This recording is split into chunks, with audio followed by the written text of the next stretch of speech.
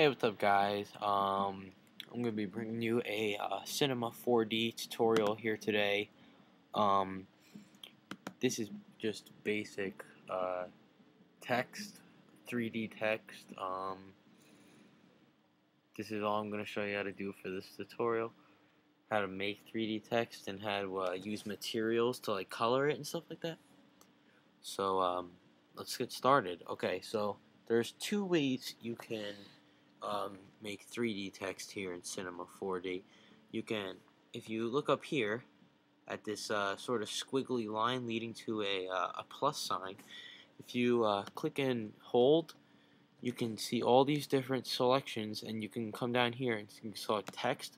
This will give you regular 2D text, which if you render it you cannot see, but if you hit if you come to the box with like little lights around the corners of the box, you hold that down and you hit extrude NURBS and drag the text into the extrude NURBS. You can see that'll give you 3D text. And if you click the extrude NURBS, highlight it, and you come to movement down here where it says 0, 0, and then 20, that'll change. The 20 is the depth. The third one is the depth of how deep you make your text. As you can see, as I increase, it goes deeper, and as I decrease, it goes shorter. So that's one way. So delete this. Another way is the simple way. Just you'll come over here to your tabs where it says MoGraph, and you come down to text object. And there you go. You have 3D text. And then if you come down here to your object properties, if you're checked on caps, you might not see it. So just check object, and then you can come down to depth, and you can change the depth, and then the lining, which is you would kind of want it on middle. So if you're looking at it head on, that would be about middle. Okay, so if you render that out, you can see you just have basic 3D text. And now here's how you would put color to your text. Double click where it says materials. You can either go to File, New Material, and for Mac users you can hit Command N, I think it is, yes, Command N, and for PC it would be Control N, or you can just double click down here and that will give you a new material.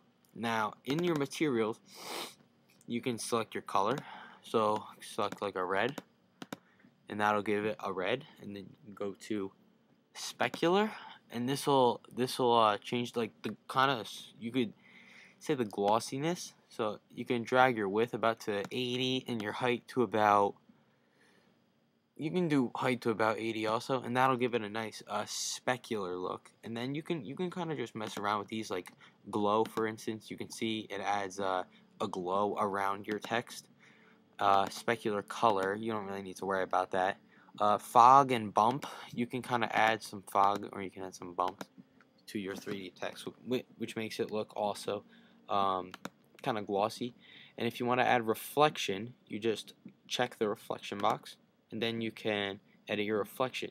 If you are going to do reflection, I would suggest about 75 is a good reflection, or 50.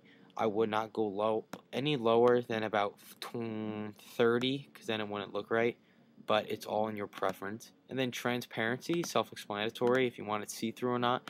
And luminance just sort of makes it how bright you want. As you can see, as I get lighter and lighter and lighter, so then you can drag this into your text and you can render it, and then you can see your color on your text, just like that. But also, if you don't want that material, you just hit delete. But also now, you can go to File, Load Material Preset, and here are presets that are already loaded in here. There's a lot. Bricks, concrete, floors, glass. These are just architecture edition. Broadcast edition, there's a lot. As you can see, just here's glossy black, and here's one that it kind of looks like a snake, but you can put that in there and you can render it, and you can see it better. You can add a light, and you could just take a look at that. See, it's kind of glossy.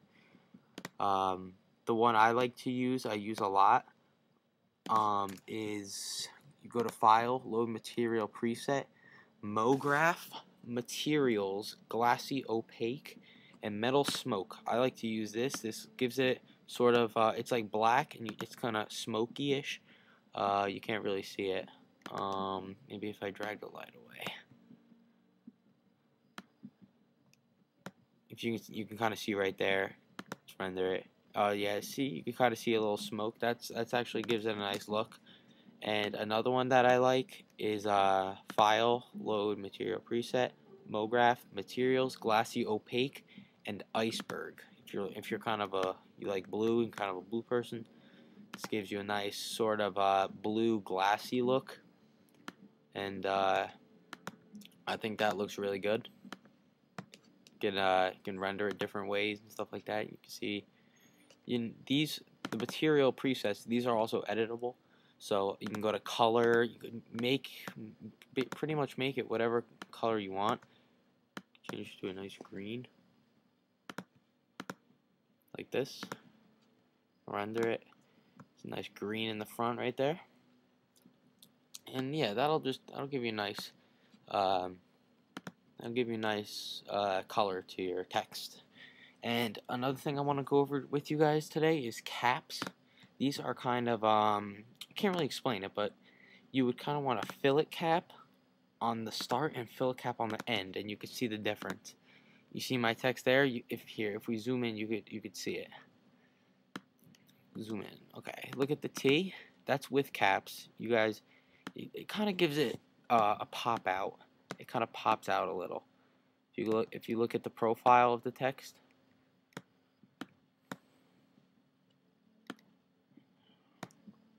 It kind of gives it a pop out over here, and then if you take caps off, you don't want none, you want just a cap. If you take caps off, you can see that it has no pop out. So caps are really good. And then if you want smooth text, you go to fillet cap at the start, fillet cap at the end, change steps to 5 on both, and change radius to 4. And this will give you nice sort of round text. If you guys like that, as you can see, gives you nice smooth curves and stuff like that. If you guys like that, so yeah, that looks pretty good. So you guys can just fool around with this, make it however you want. Just fool around, See, that looks pretty good right there.